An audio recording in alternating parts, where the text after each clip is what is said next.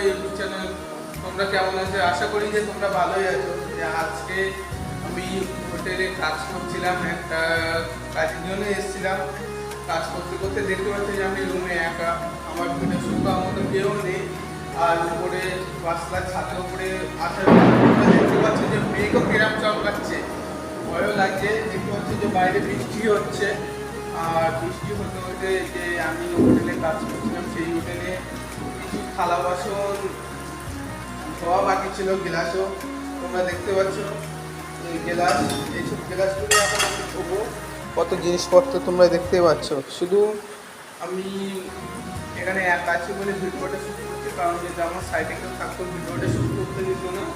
এগুলো সব ধুয়ে আমি নিচে যাবো। আশা করি তোমরা সবাই ভালো আছো। নেক্সট ভিডিও কি সেটা তোমরা কমেন্টে বলে যাও। আর যাওয়ার সময় একটা লাইক, একটা সাবস্ক্রাইব করে দিও। আর যদি কোনো কিছু ভুল হয় তাহলে ফাইন করে ক্ষমা করে দেবো।